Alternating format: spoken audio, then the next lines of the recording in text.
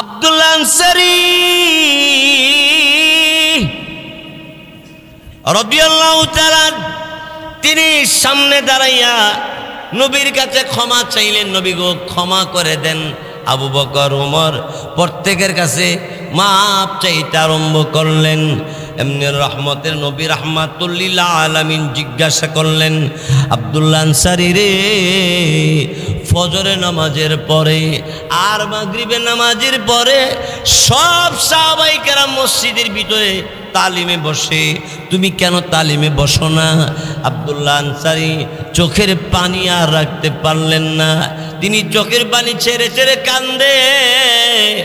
আমার আপনার নবী ডাক দিয়ে বলে, আব্দুল্লাহ আনসারী কেন কান্দস? আব্দুল্লাহ আনসারী ডাক দিয়ে বলে, নবী গো, আপনি কোরআনের আয়াত শুনাইছেন, আমি সেই কোরআনের আয়াত শোনার পর থেকে আমি সিদ্ধান্ত নিলাম আমি আমার জানকে জাহান্নাম থেকে বাঁচাইতে যাইয়া নবী এবং আল্লাহর বিধান পালন করতে আমার যতই কষ্ট হোক না কেন আমি পালন করতেই থাকবো। আর আমার অধীনস্থরে যারা আছে তাদেরকেও আমি জাহান্নামের আগুন থেকে বাঁচাইবার চেষ্টা করব। নবীজি ফজরের নামাজের জামাতের পরে সময়টা কম থাকে, নবী গো আমি যদি তালিমে বসি তাহলে একটা সমস্যা হইয়া যায়। কি সমস্যা? ওগো নবীজি, আমার পরনে যে কাপড়টা দেখতেছেন এই কাপড়টা ব্যতীত আমার ঘরে আর কোনো কাপড় নাই। সুবহানাল্লাহ, মুখ দায়ে না। কি গো নবীজি, এই আমার পরনে যে কাপড় এই কাপড়টা ব্যতীত আর আমার কোনো কাপড় নাই। আল্লাহর নবী বিশ্ব নবী ওগো রাহমাতুল লিল আলামিন শুনেন শুনেন, আমি ফজরের নামাজে জামাত শেষ হয়ে যাওয়ার পরে আমি দৌড়াইয়া বাড়ির ভিতরে চলে আসি। আইসা আমার এই জামাটা খুইলা গর্ত বানায় রাখছি ঘরের ভিতরে, উলঙ্গ হয়ে আমি গর্তের ভিতরে নাইমা দাঁড়াইয়া আমার কাপড়টা আমার বিবিরে দিয়া দেই। বিবি গো,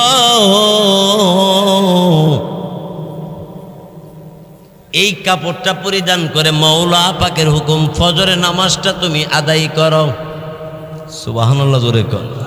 নবী গো, সাহাবায়ে কেরাম ডাক দিছে, আপনিও ডাক দিলেন, কেন জবাব দিলাম না? আমার বিবি নামাজ শেষ করতে পারে নাই, যার কারণে আমি উলঙ্গ অবস্থায় আপনাদের সামনে কেমনে আসব, এই জন্য আসতে পারি নাই।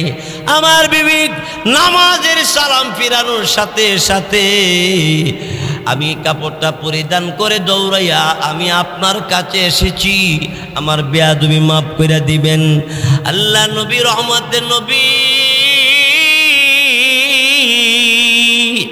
অমনি ডাক দিয়ে বলে, সাহাবীরা রে, জান্নাতে যেই মানুষগুলি থাকবে এর মধ্যে একটা জান্নাতি মানুষ তোমরা দেখবানি এখন।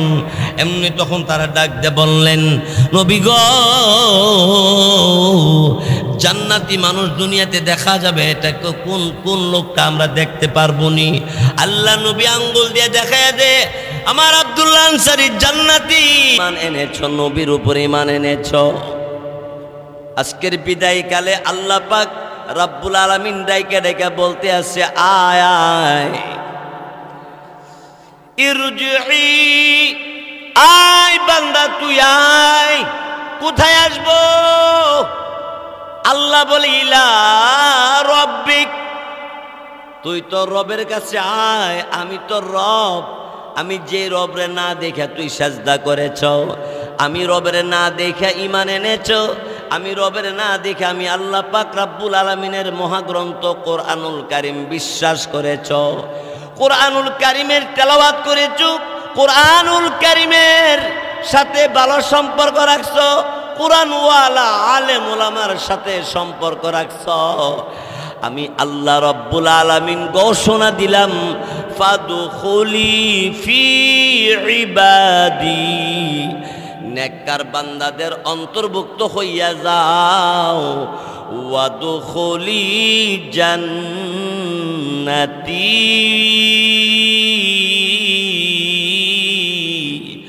আর আমি আল্লাহ যে জান্নাত বানাইলাম ওই জান্নাতে তুমি প্রবেশ করো। সুবহানাল্লাহ, সুবহানাল্লাহ। সেই জন্যে ভাইয়ের আমার, আল্লাহ তাআলা আমাদের সকলকে খাঁটি ইমানদার হওয়ার তৌফিক দান করুক, বলেন আমিন। খাঁটি ইমান আমার আছে না নাই বুঝুম কেমনে? যে গুনার কাজ আমার কাছে পছন্দ হয় না, গুনার কাজ আমি করি না, করবও না। নেক কাজ করতে আমার কাছে ভালো লাগে, গুনার কাজ করতে আমার কাছে কষ্ট লাগে। অর্থাৎ গুনার কাজ আমি করতে রাজি নয়, নেক কাজ করতে আমার কাছে আনন্দ লাগে। রসুল বলে তখন তুমি মনে করবা তুমি একজন ইমানদার, তখনই তুমি মনে করবা তুমি একজন ইমানদার। আর ইমানদার মুমিন মুসলমানের জন্যেই আমি মহান আল্লাহ পাক রব্বুল আলামিনের পক্ষ থেকে মৃত্যুর মুহূর্তেও আমি আল্লাহ তোমাকে সালাম জানাবো। জোরে কর আমার ভাইয়ের।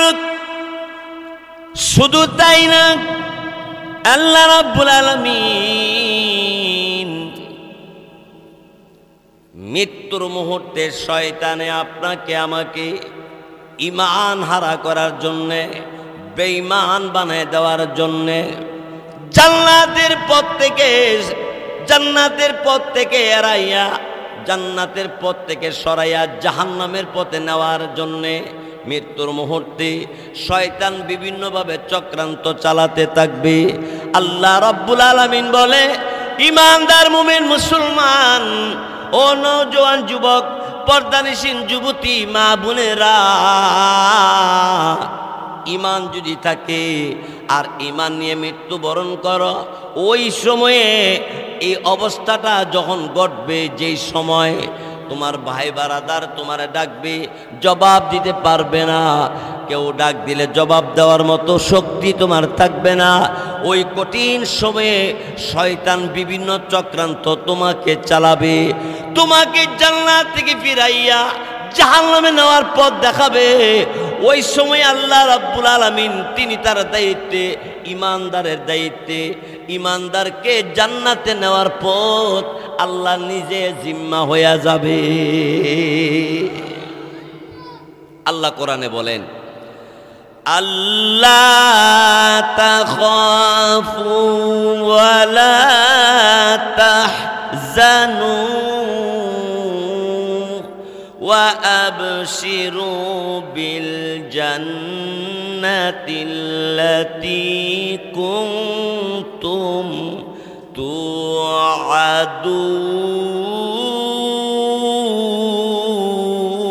توعدون আল্লাহ তাখাফু, কোনো ভয় নাই, ভয় নাই, তোর মরণ হবে আজকে, কোনো ভয় নাই। আমি আল্লাহর জিম্মাতে, আমি আল্লাহ তাআলা তোর জান্নাতে পৌঁছাবো। ঈমান নিয়ে যেন আসতে পারোস, আমি আল্লাহ তোরে সাহায্য করব। ওয়ালা তাহজানু, বান্দা তোমার কোনো চিন্তা নাই, কারণ চিন্তা হলো মরণের পরে কবরে নামায় দেওয়ার পরে সাপ, বিষাক্ত সাপ কামড়াবে। ওই কবরের ভিতরে কোনো চিন্তা নাই, জান্নাতের গালিচা বিছানো থাকবে। বান্দা তুই জান্নাতের ভিতরে ঘুমাবে, জান্নাতের আরামায়েশ কবরে তোর জন্য রেডি থাকবে। সুবহানাল্লাহ। আমার ভাইয়ের, ওয়ালা তাহজানু, হে আমার বান্দা বান্দি, ঈমান যদি ঠিক রাখতে পারো আর নবীর তরিকা মতো আল্লাহর বিধান পালন করতে করতে মরণ পর্যন্ত যদি যাইতে পারো, আল্লাহ বলেন, আল্লাহ তাখাফু ওয়ালা তাহজানু ওয়া আবশিরু বিল জান্নাতিল্লাতী কুনতুম তুআদুন। কোনো ভয় নাই, ভয় না বলতে শয়তানে তোমাকে কোনো রকমের ফেসে ফালাইতে পারবে না, কারণ আমি আল্লাহ তোমার জিম্মাদার হয়ে গেলাম। এই কথাটা কোরআন শরীফে আছে। ইমানদারের বন্ধু, অভিভাবক আল্লাহ। আল্লাহ কোরআনে বলেন, আল্লাহু ওয়ালিয়ুল সাহিবুল্লাযীনা আমানু, ইমানদারের বন্ধু হয়ে গেছে আল্লাহ। জোরে বলি সুবহানাল্লাহ। আল্লাহ যদি আমার বন্ধু হইয়া যায় তাহলে আমার আর কিছু লাগে? সেই সুবাদে আমি বলবো, আল্লাহ রাব্বুল আলামিন বলেন, এই আমার মুমিন বান্দা বান্দি, আমি আল্লাহ পাক রাব্বুল আলামিনের দরবারে তোর জন্যে আমি আল্লাহ তাআলা, আমি আল্লাহর দরবারে তোর জন্য আমি ওপেন করে রাখছি, শুধু তুই ইমানের উপর অটল থাকবি, হারাম বর্জন করবে, হালাল গ্রহণ করবে, হালাল ছাড়বে না, হারাম রাখবে না। পারবেন তো ইনশাল্লাহ? ইনশাল্লাহ বলেন। কোরআন শরীফের ভিতরে যত কথা আল্লাহ বলছে সব সত্য না মিথ্যা? এটা আসতে বললেন যে কোরআন শরীফের ভিতরে আল্লাহ যত কথা বলছে সত্য না মিথ্যা? কোরআন শরীফের ভিতরে আল্লাহ পাক রাব্বুল আলামিন কোনটা হালাল কোনটা হারাম এই কত বর্ণনা করছেন, ঠিক কিনা জোরে কোন? তাহলে কোরআন শরীফের ভিতরে আল্লাহ নামাজের কথা বলছেন কিনা? ফরজ না ওয়াজিব?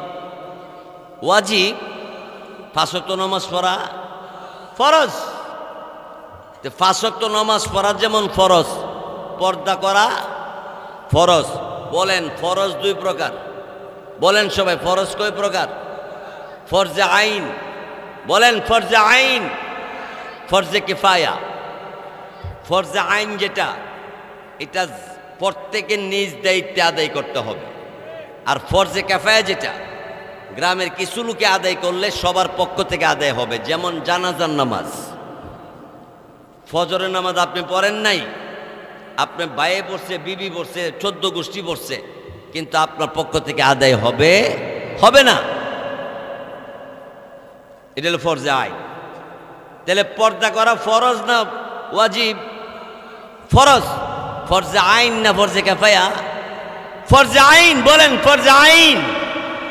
এই জন্য বিহারের এই ব্রাহ্মণবাড়ির ঐতিহ্যবাহী গ্রাম বিহারের যুবক নওজওয়ান দিনদার মুসলমান পুরুষ মুরব্বী এবং যুবকদেরকে আমি জিজ্ঞাসা করতে চাই, ঢাকা বিশ্ববিদ্যালয়ের প্রিন্সিপাল সহ বাংলার জমিন সহ গোটা বিশ্বের কেউ যদি বুরকার হেজাবের বিরুদ্ধে কথা বলে তাহলে আল্লাহর কোরআনের বিরুদ্ধে কথা বলা হবে।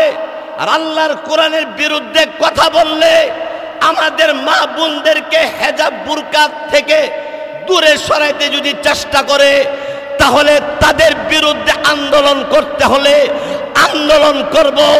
কোরআনের পক্ষে যদি মিছিল করতে হয়, মিটিং করতে হয়, যুদ্ধ করতে হয়, কোরআনের জন্য কে কে রাজি আছে? দুইটা হাত আল্লাহরে দেখা। রাজি আছেন সবাই?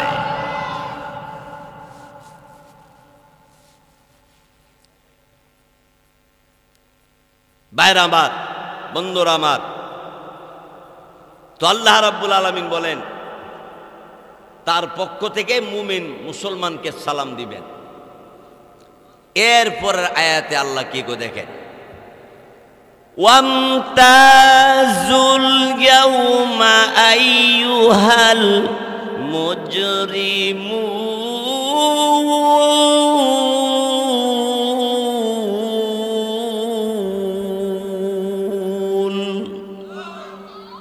এরপর আল্লাহ বলেন হাসরের দিনে আল্লাহ রাব্বুল আলামিন বলেন, কিয়ামত দিবসে আল্লাহ বলবেন মুজরিমুন অর্থাৎ পাপাচার পাপিষ্ট যারা, আমার ইমানদার মুমিন বান্দাদের থেকে তোমরা আলাদা হইয়া যাও। এই মিয়া, ইমানদার বান্দা বান্দিদের থেকে তোমরা কি হইয়া যাও? এরা কারা? পাপিষ্ট পাপাচার যারা, ঠিক কিনা জোরে কর। বেঈমান কাফিররা ডাক দিয়ে বলবে, আল্লাহ রাব্বুল আলামিন আমাদেরকে মুমিন মুসলমানদের থেকে আল্লাহ আলাদা করে দিলেন কেন? আল্লাহ রাব্বুল আলামিন জবাব দিয়া বলবে, আলাম আহাদ ইলাইকুম ইয়া বানি আদম আল্লা তা'বুদুশ শাইতান ইন্নাহু লাকুম আদুউম মুবিন।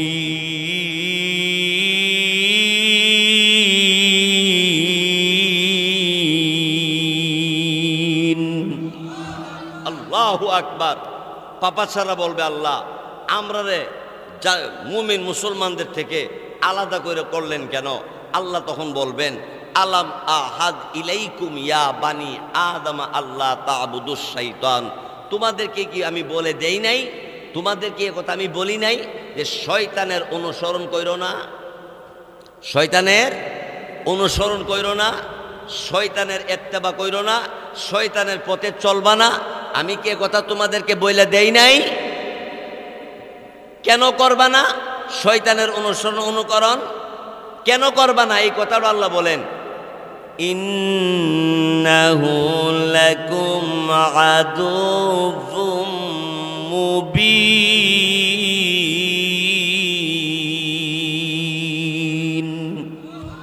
কারণ শয়তান তোমাদের প্রকাশ্যে দুশমন।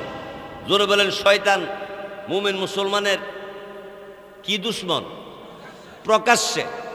1 সেকেন্ড না 2 সেকেন্ড 24 ঘন্টা লাগিয়ে থাকে শয়তান।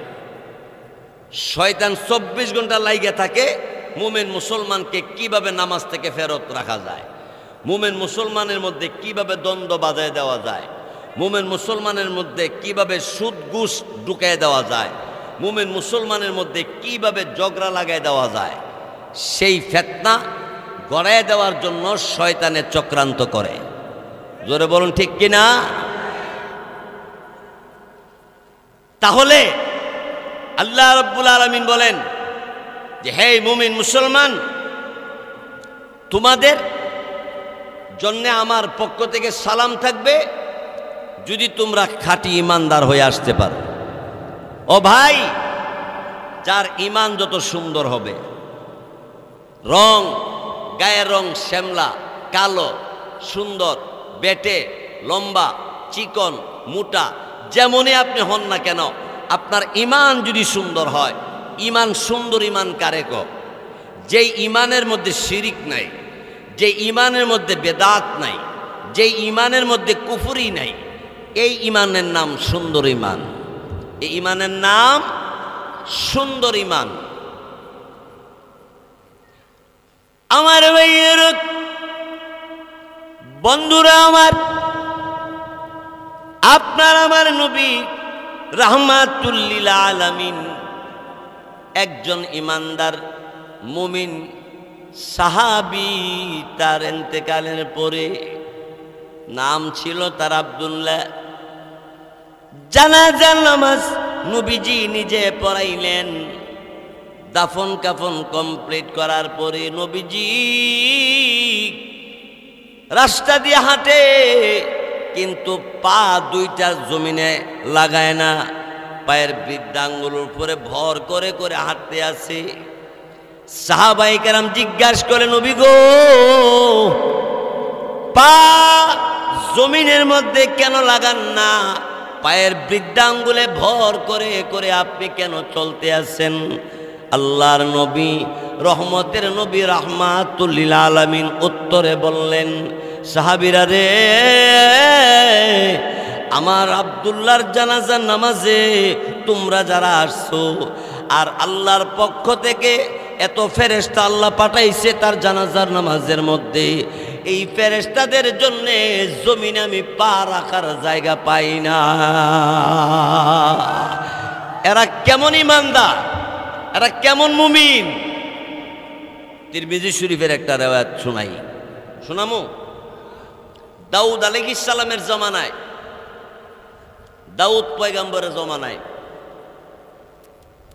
আপনার এক ব্যক্তি জায়গা কিনছে, আরেক ব্যক্তি এই জায়গা বিক্রি করছে। যে বেড়া জায়গা কিনছে, এই বেড়া কামলা লাগাইয়া মাটি কাইটা পুকুর বানাইবার লেগা কামলা লাগাইছে, কাজে লোক লাগাইছে। কাজে লোক লাগাই দিয়া মালিক বাড়িতে গেছে গা। কাজে লোকেরা মাটি কাটতে কাটতে কাটতে কাটতে মাটির নিচে গিয়া স্বর্ণের একটা কলস পাইছে। স্বর্ণের কলস, স্বর্ণের কলা, ঠিল্লার কি কোটি কোটি টাকার মাল। কামলা লোকেরা এরা এই স্বর্ণের কলস ইচ্ছা করলে নিয়ে যাইতে পারতো কি পারতো না, কারণ মালিক বাড়িতে গেছে গা। এরা 8-10 জনে কাজ করতেছে, এইটা বাক করে নিলে এরা দুনিয়ে যেত, ঠিক না? এই স্বর্ণের কলসটা মালিকের বাড়িতে নিয়ে গেছে। মালিক, ও মালিক, কি ব্যাপার? আপনার জমিনের মাটি কাটতে কাটতে পুকুর বানাইতে যাইয়া নিচে এই মাটি স্বর্ণের কলস পাইছি, কোটি কোটি টাকার মাল পাইছি। মালিক ডাক দেয়া বলে, শোনো শোনো, মাটি কাইটা দিন মজুরি দিয়া তোমরা চলাফেরা করো, এত কষ্ট করো, তাহলে সেই মাটি কাইটা আমার জমিনের নিচে স্বর্ণের কলস পাইলা, এটা আবার আমার বাড়িতে কেন নিয়ে আসলা? তোমরা তো ইচ্ছা করলে তোমরা নিয়ে যাইতে পারতা। কাজের লোকেরা ডাক দেয় বলে, মালিক, আমরা মুসলমান, আমরা মুমিন। সুবহানাল্লাহ, জোরে কন। এরা হইল মুমিন। আর আমরা হাঁসের ডিম পাইলে ঈদে ওই কাপড়ের নিচে ডুবাইয়া বউর কাছে আইনা ঘুমানে ডিম পাইছে একটা থুয়ে দেয়। এখন বউ ডিম বাইঙ্গা দেয়, এটা ফসা। আশেপাশে মহিলারা জিগেল, ও আমার স্বামী একটা ডিম পাইছিল, এটা আনছিল, বাইঙ্গা দিয়ে পচ্চা রইছে। তো পার্শ্ববর্তী মহিলা ডাক দেখো, আমি 12টা ডিম বয়াইছিলাম, 11টা ডিম উঠছে, আর একটা উড়ে নাই, 11টা বাচ্চা ফুড়াইছে, আর একটা বুল গেছে গা, পচ্চা গেছে গা। ঈদে আমি হিয়ানো ফালাই তুইছিলাম। তে এই ডিমের লোভই সামলাই তারে না, আর স্বর্ণের কলস পাইলে কেমন সামলান না সামলাই লইলে। কাজের লোকগুলি ডাক দিয়ে বলে, মালিক, আমরা কাজ করি, তবে আপনি মনে রাখবেন আমরা মুমিন। শুনেছি আল্লাহ পাক রব্বুল আলামিন মুমিনকে সালাম জানাবে। পৃথিবী থেকে বিদায়ের কালে কেউ থাকবে না আমার পাশে, যদিও থাকে কেউ আমাকে বাঁচাতে পারবে না। ওই কঠিন কিয়ামতের ময়দান যেদিন আরম্ভ হবে, কেউ কারো স্বীকার করবে না। সবাই পরিচয় দিতে চাইলে কেউ কারো পরিচয় নিবে না। কিন্তু ইন্তিকালের সময় যদি আমার পাশে আমার ভাই বারাদার আত্মীয় স্বজন থাকে, আমাকে মৃত্যু থেকে বাঁচাতে পারবে না। এমন কঠিন মৃত্যুর মুহূর্তে আমার ঈমান যদি থাকে গো, আল্লাহ রব্বুল আলামিন তিনি তার কালামে জানিয়ে দিয়েছেন, আল্লাহ তাখাফু ওয়ালা তাহজানু وأبشروا بالجنة التي كنتم توعدون।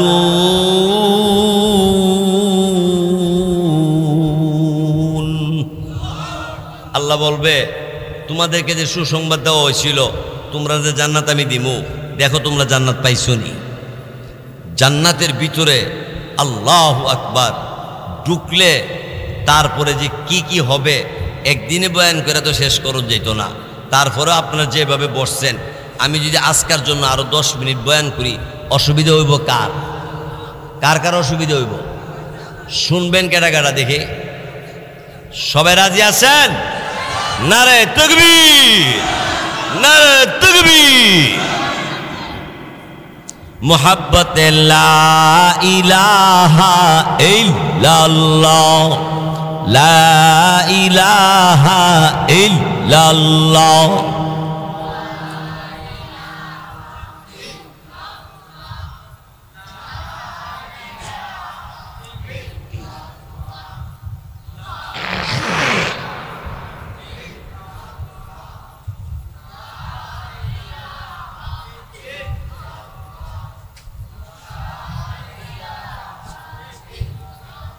আসমানের মালিক যেই আল্লাহ, আসমানের মালিক,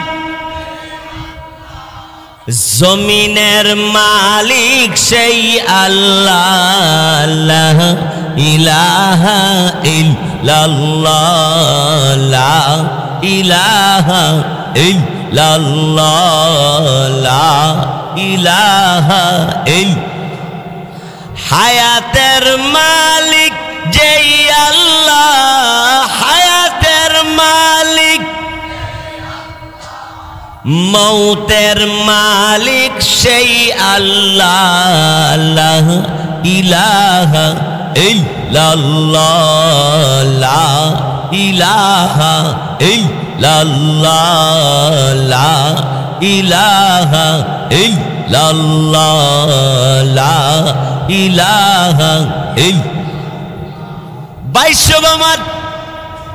দুনিয়ার জমিনে কোন পুরুষ আর কোন মহিলা যদি জবানে লা ইলাহা ইল্লাল্লাহ বলতে থাকে, দুনিয়ার জমিনে জিব্বানরে বান্দার। আর আমার নবী বলেন, আমার উম্মত তোমার জবানটা জমিনের মধ্যে যখন লা ইলাহা ইল্লাল্লাহ উচ্চারণ হইতে থাকে, ওরে আমার উম্মত, দুনিয়ার জমিনে তোর জবান লড়ে, আর আমার আল্লাহ পাক আরশে আজিমে আল্লাহর কুদরতি জবান তোর কণ্ঠের সাথে কণ্ঠ মিলাইয়া আমার আল্লাহ তোরে ডাকতে থাকে। ইয়া আবদি, কি রে বান্দা। আমরা বলি আস্তাগফিরুল্লাহ, সবে বলি আস্তাগফিরুল্লাহ, মোহাব্বতে বলি আস্তাগফিরুল্লাহ। এর অর্থ কি? এর অর্থ হলো, আল্লাহ আমি আপনার কাছে মাপ চাইতেছি, আপনি আমার মাফ করে দেন। আই ভাই, আল্লাহর কাছে আমরা গুনাহ আছে না নাই?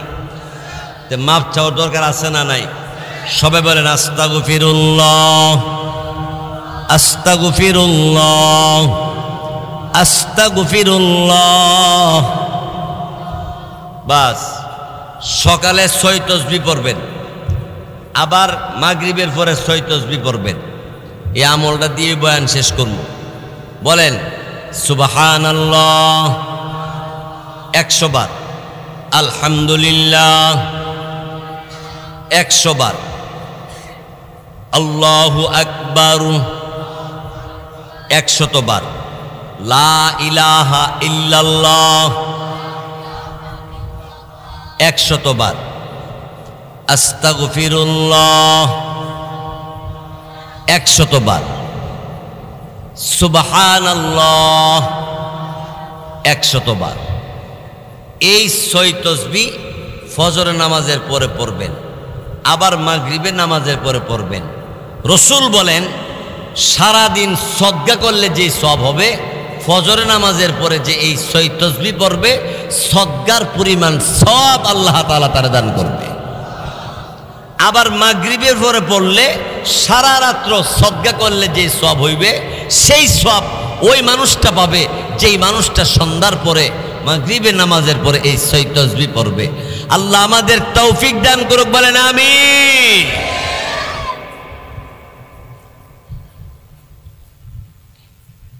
ভাই সব, তারপরে কথাটা বলতেছিলাম যে মুমিন মুসলমানের কোনো ভয় নাই, কারণ আল্লাহ নিজে বলে দিছেন কোনো ভয় নাই। আল্লাহ রাব্বুল আলামিন তিনি কোরআন শরীফের মধ্যে আরেক জায়গায় কি বলে শুনেন, ওয়া'বুদুল্লাহ। এই কিরে মুমিন, এই মুসলমান, ইবাদত করো আল্লাহর, ওয়ালা তুশরিকু বিহি শাইআ। আল্লাহর সাথে, আল্লাহর জাতের সাথে, আল্লাহর সিফাতের সাথে কাউকে বা কোনো জিনিসকে শরীক করবা না, শরীক করবা না। এটা আল্লাহ নিষেধ। শিরক গুনাহ বড় গুনাহ। লা তুশরিকি বিল্লাহ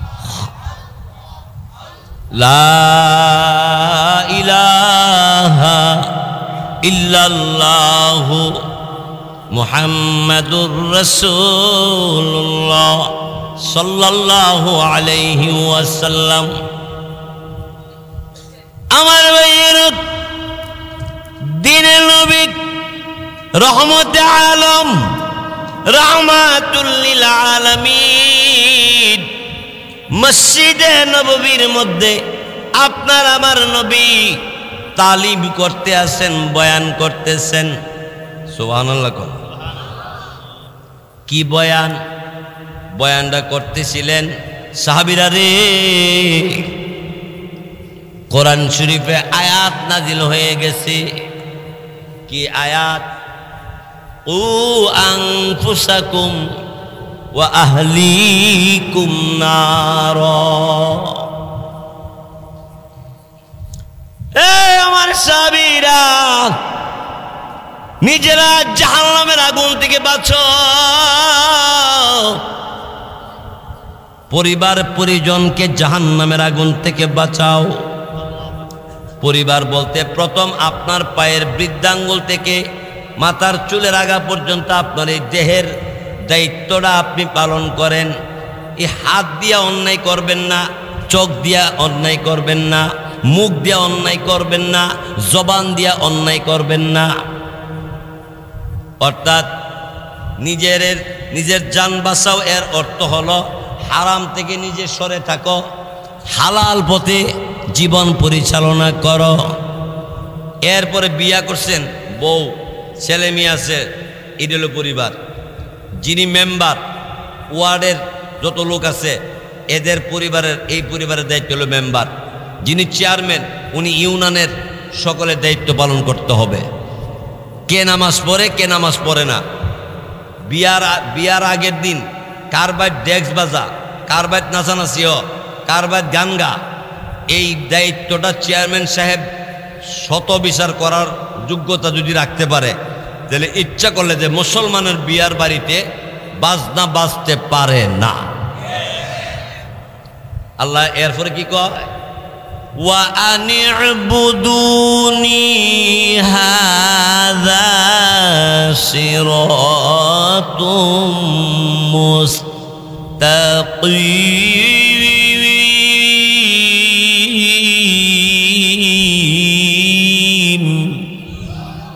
আল্লাহ বলেন আমার ইবাদত করো তোমরা, আমি আল্লাহর ইবাদত করো, আর এই পথই সরল পথ, জান্নাতের পথ। আলহামদুলিল্লাহ জোরে কর। আমার ভাইয়ের, তারপরে বলতেছিলাম আমার আপনার নবী তালিম করতেছে। কিসের তালিম? নবী বলতে আছে 5 ওয়াক্ত নামাজ তোমরা জামাতে পড়বা। নবীজির একজন সাহাবী, তার নাম ছিল আব্দুল্লাহ আনসারী রাদিয়াল্লাহু তাআলা আনহু। আব্দুল্লাহ আনসারী ফজরে নামাজের জামাতে আসে, নবীজি সালাম ফিরানোর পরে দৌড়ে বাড়িতে চলে যায়। মাগরিবের নামাজে জামাত শেষ হওয়ার পরে সুন্নত পইরা আর দেরি নাই, খুব তাড়াতাড়ি বাড়িতে চলে যায়।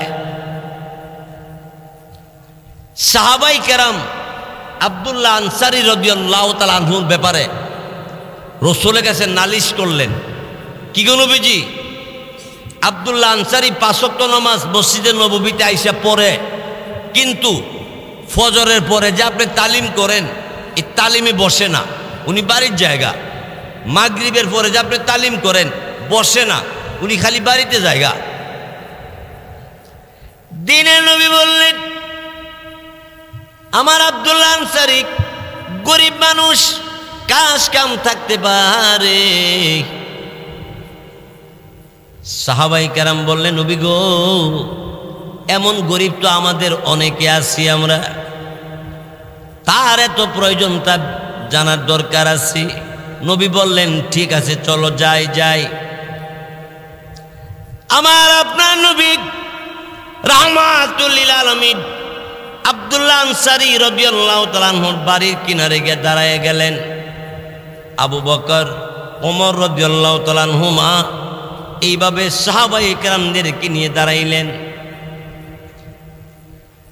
এবার ডাক দেওয়া হলো, আব্দুল্লাহ আনসারী রে, কিরে আব্দুল্লাহ আনসারী।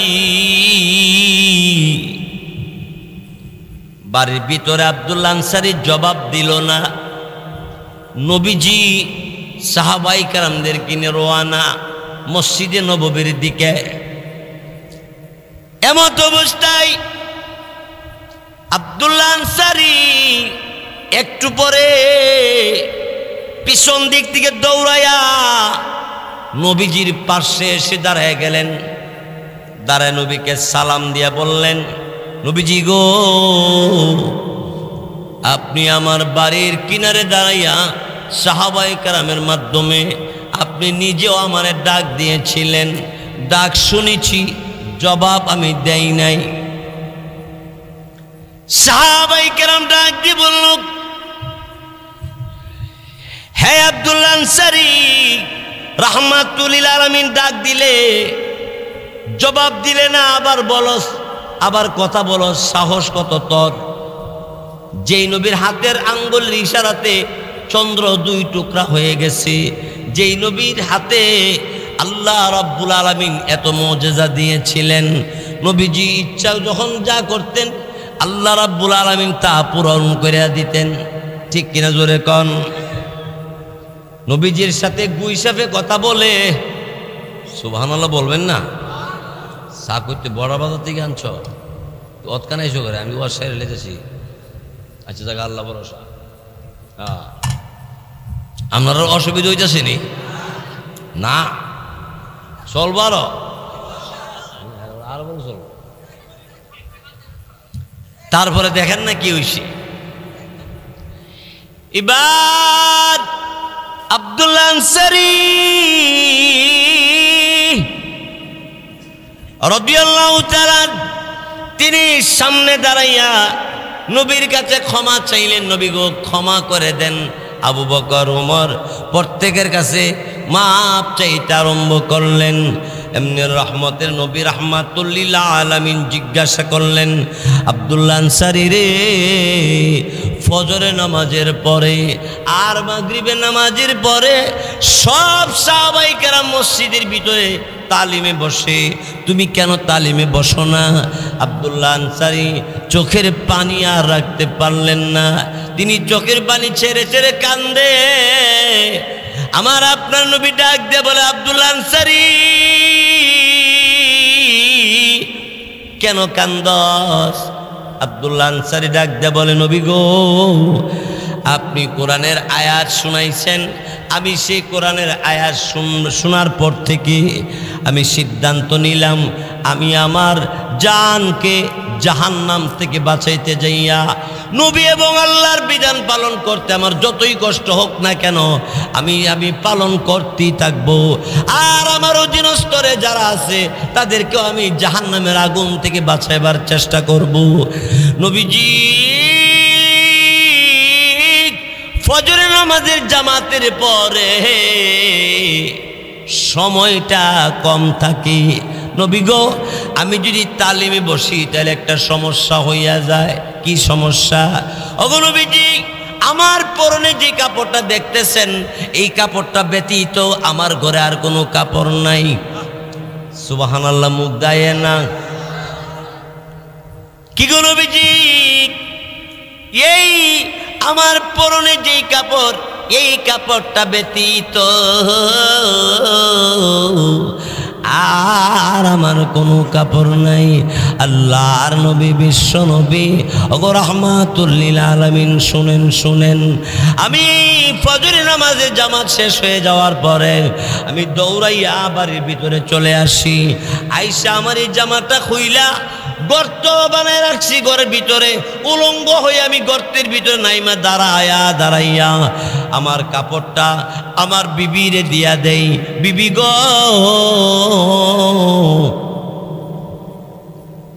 এই কাপড়টা পরিধান করে মওলা পাকের হুকুম ফজরের নামাজটা তুমি আদায় করো। সুবহানাল্লাহ, জোরে কর। নবী গো, সাহাবায়ে কেরাম ডাক দিছে, আপনিও ডাক দিলেন, কেন জবাব দিলাম না? আমার বিবি নামাজ শেষ করতে পারে নাই, যার কারণে আমি উলঙ্গ অবস্থায় আপনাদের সামনে কেমনে আসব, এই জন্য আসতে পারি নাই। আমার বিবি নামাজের সালাম ফিরানোর সাথে সাথে আমি কাপড়টা পরিধান করে দৌড়াইয়া আমি আপনার কাছে এসেছি। আমার বেয়াদবি মাফ করে দিবেন। আল্লাহ নবী, রহমতের নবী, অমনি ডাক দিয়ে বলে, সাহাবীরা রে, জান্নাতে যেই মানুষগুলি থাকবে এর মধ্যে একটা জান্নাতি মানুষ তোমরা দেখবানি এখন। এমনি তখন তারা ডাক দিয়ে বললেন, নবী গো, জান্নাতি মানুষ দুনিয়াতে দেখা যাবে, এটা কোন কোন লোকটা আমরা দেখতে পারবো নি? আল্লাহ নবী আঙ্গুল দিয়ে দেখায় দে, আমার আব্দুল্লাহ আনসারী জান্নাতি। জোরে বলে সুবহানাল্লাহ, আরো জোরে বলে আল্লাহু আকবার। সাহাবায়ে কেরাম ডাক দিয়ে বলেন, ইয়া রাসূলুল্লাহ, ওগো আল্লাহ নবী, আব্দুল্লাহ আনসারী জান্নাতের সুসংবাদ আপনি দিয়ে দিলেন। তার কি সার্টিফিকেট আছে? ওই 1 নম্বর সার্টিফিকেট, জাহান্নাম থেকে নিজে বাঁচবার জন্য চেষ্টা করে, অপর দিক থেকে তার পরিবার পরিজনকে জাহান্নাম থেকে বাঁচাবার চেষ্টা করে। আল্লাহ রাব্বুল আলামিন এই চেষ্টারে ওসিলা বানাইয়া আল্লাহ তার জন্য জান্নাতের ব্যবস্থা করে দিবে। আমরা দেশ নিয়ম, জামাই নামাজ পড়ে বউ পড়ে না, এরকম মনোবিহাইন নাও থাকতে পারে। আবার বউ নামাজ পড়ে কিন্তু জামাই নামাজের কাছেও যায় না। মসজিদের পাশে শাসটল, চা ফুরুত ফুরুত টানতেছে আর এই দিক দিয়ে একামত চলতেছে। এরপরেও লোকটা এই চার দোকান থেকে উজুরা বানাইয়া নমাজে দাঁড়ায় না। এমন লোক বিহার আপনার একজনও নাই। যদি থাকে আমি হাতে ধরে পায়ে ধরে বলবো, আমি নিজেও জন্য আমলটা করতে পারি। 5 ওয়াক্ত নামাজ আমরা সকল পুরুষেরা জামাতের সাথে মসজিদে পড়ব, মা বোনেরা ঘরের ভিতরে আদায় করবে। আল্লাহ তাআলা আমাদের সকলকে কবুল করুক, সবাই বলি আমিন।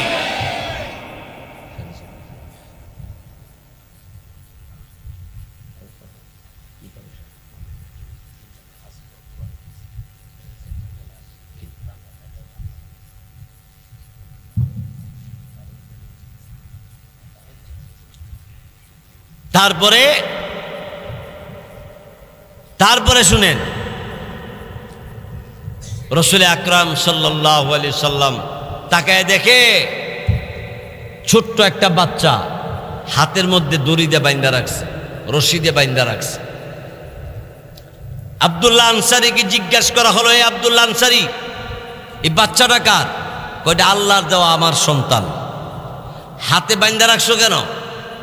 বাইন্ধা রাখছি আমার বাড়ি আর একজন ইহুদির বাড়ি পাশাপাশি। ইহুদির বাড়ির ভিতরের গাছটা, খেজুর গাছটা লম্বা হইয়া বাঁকা হইয়া আমার বাড়ির উপরে গাছের আগা। এখন খেজুরের সিজন, একটা দুইটা খেজুর পাইকা পাইকা পরে আমার বাচ্চাটা কুড়াইয়া টুকাইয়া আইনা যেন খাইতে না পারে, এই জন্য আমি তার হাতে বাইন্দা এইভাবে আটকায় রাখছি। আর আমরা বাচ্চারা যদি পেঁপে নারকেল চুরি করে আনতারে, তুই একটা বেড়া হই ফুত, আবার ফুলা তো বেড়া বলবো বেড়া হই। অনেক সময় এরকম কয়ে তাহে না, কি কইতাম, তুই একটা বেড়া হই। বেড়া কি বিয়ার আগে বেড়া আসিন না, বিয়ার পরে বেড়া হইছে? বেড়া তো বেড়া হো, ঠিক কিনা জোর কর। দিনের নবী রাহমাতুল লিল আলামিন নিজের হাতে রশিটা এই বাচ্চাটার হাত থেকে ছেড়ে দেওয়ার পরে বাচ্চাটা আমার আপনার নবীর চেহারার দিকে তাকিয়ে আছে। দিনে নবী কাঁদতে আছেন, বাচ্চাটাও কাঁদতে আছে। নবী ডাক দে বলে, আয় আমার বুকে আয়। নবীজি বুকে সঙ্গে লাগাইয়া বাচ্চাটা কান্দে। অন্য সাহাবায়ে কেরাম দিনে নবীকে জিজ্ঞাসা করলেন, কি গো নবীজি কেন কান্দেন? নবী ডাক দে বলে, সাহাবীরা পারবিনি এই খেজুর গাছটা কিনা আমার আব্দুল্লাহ আনসারী ছেলের জন্য, তার পরিবারের জন্য দান করতে পারবেনি?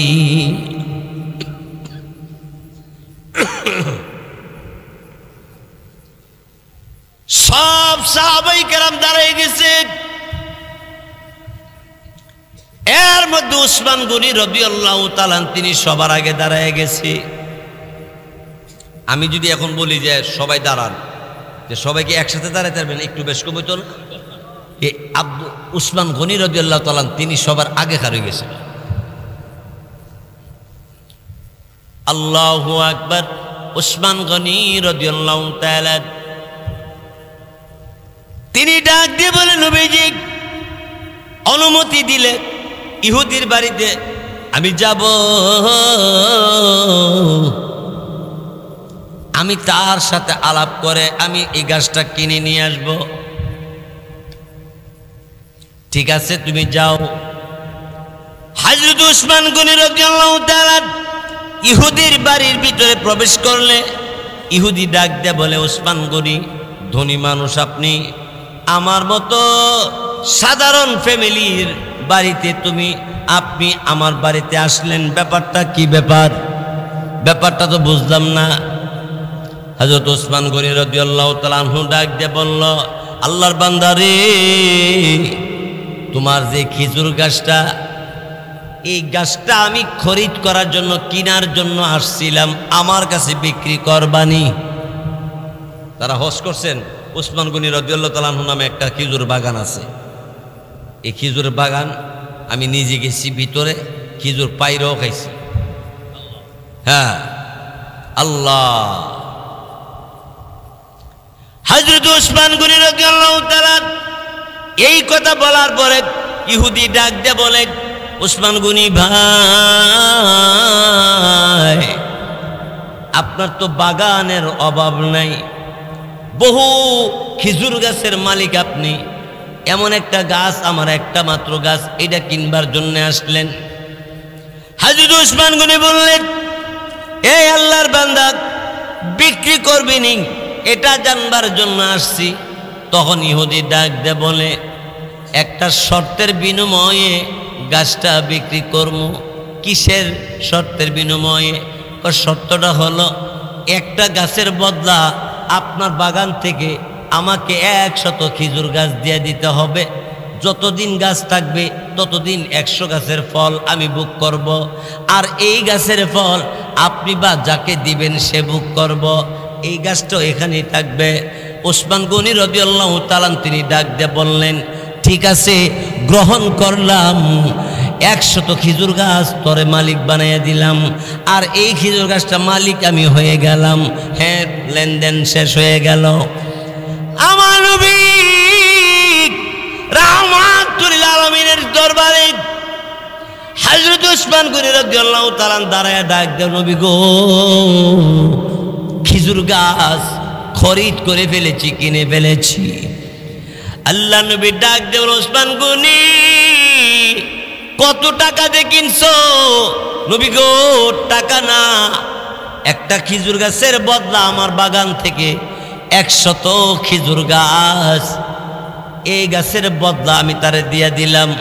নবী ডাক দে বলে, একটা খেজুর গাছের বদলা তুমি 100 খেজুর গাছ দিয়ে দিলা, আরো কম বলতে পারলা না? এমনি আল্লাহর নবী রাহমাতুল লিল আলামিন খাতামুন নবিয়িন আমার আপনার নবীকে এমনি উসমান গনি রাদিয়াল্লাহু তাআলা ডাক দিয়ে বলতেছেন, ওগো নবীজি, 100 খেজুর গাছ কেন? সে যদি আমার কোন একটা বাগান যদি সে এসে নিত, আমি একটা পুরা বাগান